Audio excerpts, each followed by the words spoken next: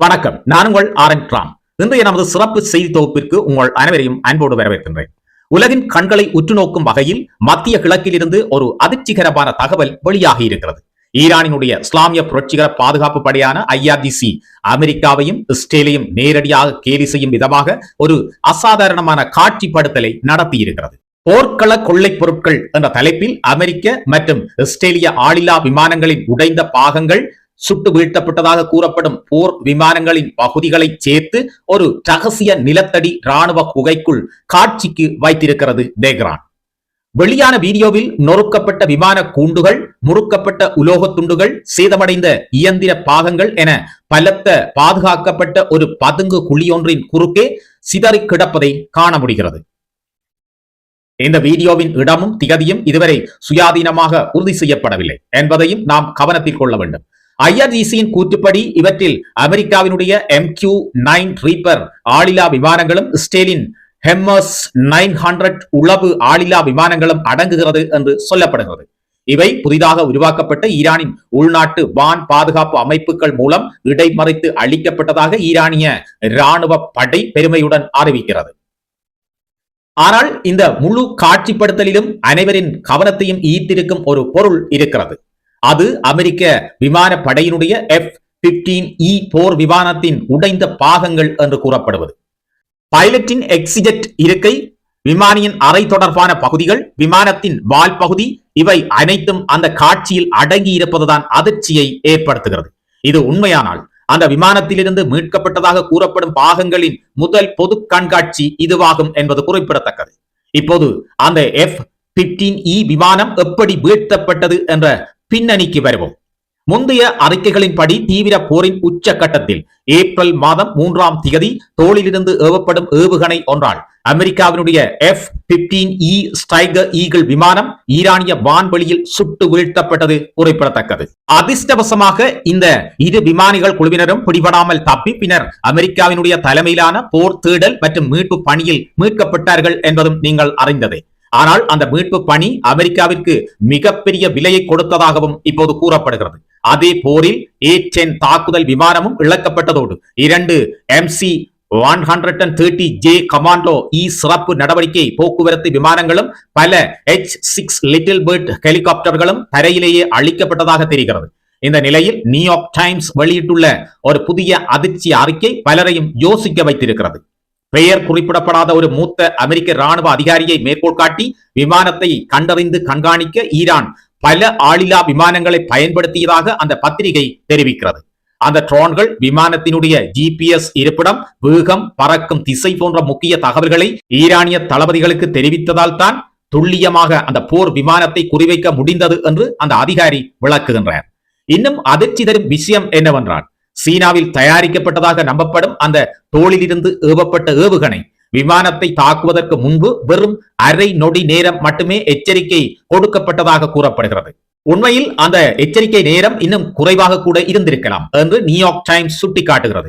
ஏனெனில் அந்த F-15E விமானத்தில் ஏவுகணை அணுகுவதை காட்டும் எச்சரிக்கை அமைப்பு எனப்படும் MAWS பொருத்தப்படவில்லை என்பதால் இன்ஃப்ராரெட் வழிகாட்டப்படும் ஏவுகணைகளை அது தானாகவே கண்டறியும் திறன் அற்றதாக இருந்திருக்கிறது.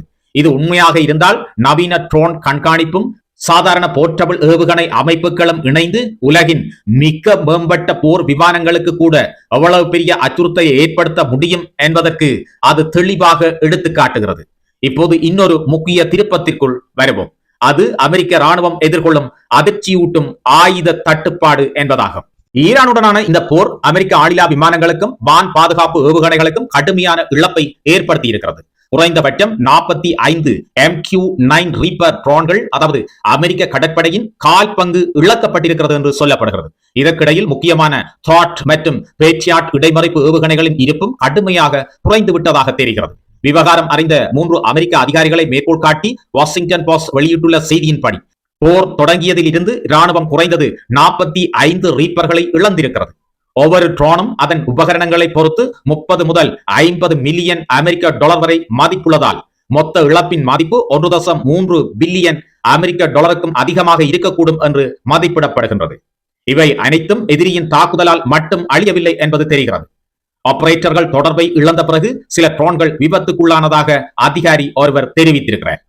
குறிப்பாக ஹோர்முஸ் நீரிணையை சுற்றியுள்ள பகுதிகளில் நிறைந்த வேகத்திலும் குறைந்த உயரத்திலும் பறக்கும் இந்த ட்ரோன்கள் ஈரானிய படைகளுக்கும் அதன் ப்ராக்ஸி அமைப்புகளுக்கும் எளிதான இலக்குகளாக மாறியிருக்கின்றன. விமானப்படை ஏறத்தாழ 165 ரீப்பர்களையும் மரைன் ஹாப்பர்ஸ் மேலும் 20 ரீப்பர்களையும் போருக்கு முன் வைத்திருந்ததாக பொது பட்ஜெட் தரவுகள் காட்டுகின்றன. ஆனால் மே மாதம் விமானப்படை லெப்டினன்ட் ஜெனரல் டேவிட் ஃபார்ட் செனட்டர்களிடம் அந்த எண்ணிக்கை சுமார் 135 ஆக குறைந்திருப்பதாக ஒப்புக்கொண்டிருக்கிறார். இந்த இழப்புகள் உக்ரைனுக்கு பல ஆண்டுகளாக வழங்கப்பட்ட ராணுவ உதவியால் ஏற்கனவே ஏற்பட்டிருந்த ஆயுத தட்டுப்பாட்டுடன் இணைந்திருப்பது இன்னும் பெரிய கவலையை ஏற்படுத்துகிறது. போர் செலவுகளை ஈடுகட்டவும் அமெரிக்க இருப்புகளை மீண்டும் நிரப்பவும் ட்ரம்ப் நிர்வாகம் காங்கிரசிடம் $67 பில்லியன் நிதி கோரியிருக்கிறது. இது அவ்வளவு பெரிய அளவில் இந்த மோதல் அமெரிக்காவின் ஆயுத கிடங்குகளை காலி செய்திருக்கிறது என்பதற்கான தெளிவான சான்றாகும். இந்த அழுத்தம் ஏவுகணை பாதுகாப்பு அமைப்புகளுக்கு மேலும் நீடித்திருக்கிறது.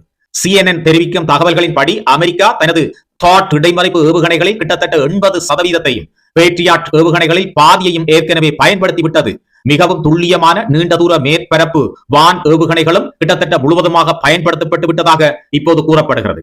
அமெரிக்க பாதுகாப்பு அமைப்புகளை பெரிதும் நம்பியிருக்கும் வளைகுடா நாடுகள் இந்த தீர்ந்து வரும் இருப்புகள் தங்களை ஈரானிய பழிவாங்கலுக்கு அதிகமாக உட்படுத்தக்கூடும் என்று வெளிப்படையாகவே எச்சரித்திருப்பது இன்னும் பெரிய பரபரப்பை ஏற்படுத்தி இருக்கிறது. இதன் காரணமாகவே அணு ஆற்றல் உட்கட்டமைப்புகளுக்கு எதிராக ஈரான் பதிலடி கொடுக்கக்கூடும் என்ற எச்சரிக்கையை அடுத்து திட்டமிட்ட வார இறுதி தாக்குதல்களை ட்ரம்ப் ரத்து செய்ததாகவும் தகவல்கள் தெரிவிக்கின்றன. போராட தேவையான ஆயுதங்கள் இல்லை என்ற குற்றச்சாட்டுகளை பென்டகன் செய்தி தொடர்பாளர் சீன் ஃபானல் மறுத்திருக்கிறார். வெள்ளை மாளிகை செய்தி தொடர்பாளர் அன்னா கெலியும் இராணுவத்துடன் போதுமான இருப்பு உள்ளதாக கூறியிருக்கிறார். ஆனால் ஜெனரல் டான் கேன் இவை குறித்து பகிரங்கமாக கவலை தெரிவித்திருப்பது ஒரு பெரிய மூலோபாய சங்கடத்தை வெளிப்படுத்துகிறது. ஈரான் போரை நீடிக்க செய்வது சீனா, ரஷ்யா அல்லது வடகொரியாவுடன் ஏற்படக்கூடிய எதிர்கால மோதல்களுக்கு அமெரிக்காவின் தயார் நிலையை பலவீனப்படுத்தக்கூடும் என்பதே அந்த சங்கடமாகும். நண்பர்களே, இப்போது இன்னொரு மிக பெரும் திருப்பத்திற்கு வருவோம். ஐக்கிய அரபு எமிரேட்ஸில் உள்ள முக்கிய அமெரிக்க ராணுவ தளமான அல் சப்ரா விமானப்படை தளத்தின் பாதுகாப்பை தங்கள் படைகள் ஊடுருவி முறியடித்ததாக ஈரான் பாரிய ஒரு கூற்றை முன்வைத்திருக்கிறது. 2026 மோதலின் தொடக்க கட்டத்தில் இந்த தாக்குதல் நடந்ததாக ஈரானிய ராணுவம் கூறுகிறது. ஈரானிய ஊடகங்களால் மேற்கோள் காட்டப்பட்ட ஒரு உளவுத்துறை மதிப்பீட்டின்படி உண்மையான வாக்குறுதி 4 என்று தெஹ்ரான் பெயரிட்ட நடவடிக்கையின் கீழ் பிப்ரவரி 28 IRGC பல அலைகளாக ஆளில்லா விமானங்களை அந்த தளத்தின் மீது ஏவி இருக்கிறது. இந்த மதிப்பீடு மட்டும் உண்மையாக இருந்தால் 40 நாள் நீடித்த போரில் ஒரு பெரிய மேற்கத்திய ராணுவ முகாமுக்கு எதிரான மிக முக்கியமான ட்ரோன் தாக்குதல்களில் ஒன்றாக இது கருதப்படும். அபுதாபிக்கு அருகில் வெறும் 30 கிலோமீட்டர் தொலைவில் அமைந்துள்ள அல் தப்ரோ போர் விமானங்கள், மூலோபாய ஆளில்லா விமானங்கள், கட்டளை மற்றும் கட்டுப்பாட்டு உட்கட்டமைப்பு, வான் பாதுகாப்பு அமைப்புகள் என அனைத்தையும் கொண்ட மிக முக்கியமான தளம் ஆகும். ஷாகெட் 136 உள்ளிட்ட தற்கொலை ட்ரோன்களை பயன்படுத்தி ஒரு ஒருங்கிணைந்த ட்ரோன் ஸ்வாம் உக்தியை IRGC-னுடைய வான்வெளிப்படை பயன்படுத்தியதாக அந்த அறிக்கை கூறுகிறது. ட்ரோன்கள் தளத்தின் அடுக்கு பாதுகாப்பு நெட்வொர்க்கை ஊடுருவி பல உணர்திறன் நிறைந்த பகுதிகளை அடைந்து தாக்கி இருப்பதாகவும் அது தெரிவிக்கிறது. அந்த அறிக்கையில் குறிப்பிடப்பட்டுள்ள செயற்கைக்கோள் படங்கள், அமெரிக்க ராணுவ உளவு மற்றும் தாக்குதல் ட்ரோன் வசதிகள், முன்கூட்டிய எச்சரிக்கை விமான ஹேங்கர்கள், குரோடால் வான் பாதுகாப்பு நிலை, அமெரிக்க ராணுவ கட்டளை மற்றும் தகவல் தொடர்பு மையம் ஆகியவற்றை சுற்றி பாதிப்புகள் இருப்பதாக கூறுகிறது. இந்த தாக்குதல்கள் தனிப்பட்ட வசதிகளின் அழிவை தாண்டி வரவிருக்கும் அச்சுறுத்தல்களை கண்டறிந்து பதிலளிக்கும் கூட்டணியின் திறனையே சீர்குலைய செய்திருக்கலாம் என்று அந்த மதிப்பீடு வலியுறுத்துகிறது. இது பலத்த பாதுகாக்கப்பட்ட அமெரிக்க தளங்களின் உடையக்கூடிய தன்மை குறித்து புதிய கேள்விகளை எழுப்பியிருக்கிறது.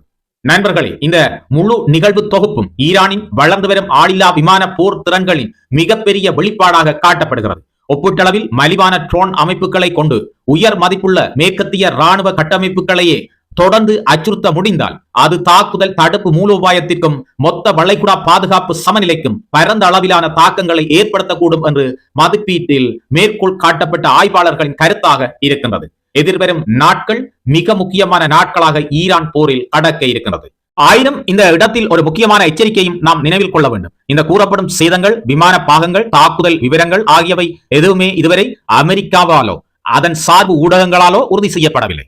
ஈரானிய அரசு ஊடகங்கள் மற்றும் ஈரானிய படைகள் வெளியிடும் தகவல்கள் மூலோபாய ரீதியான நோக்கங்களுடன் இருக்கக்கூடும் என்று அமெரிக்க தரப்பு கூறுகிறது. மேலும் இந்த செய்திகள் தொடர்பான தெளிவான தகவல்களுடன் விரைவில் மீண்டும் சந்திப்போம். இந்த தொகுப்பை பார்த்தமைக்கு அனைவருக்கும் நன்றிகள். இது உலக விவர செய்தி தொகுப்பு. செய்தியை பிடிச்சிருந்தால் லைக் பண்ணுங்க. அப்பதான் இந்த காணொளி இன்னும் பலருக்கு சென்று சேர உதவியாக இருக்கும். மீண்டும் நாளை மாலை இதே நேரம் ஒரு முக்கியமான உலக விவர செய்தி தொகுப்போடு உங்கள் அனைவரையும் சந்திக்கின்றேன்.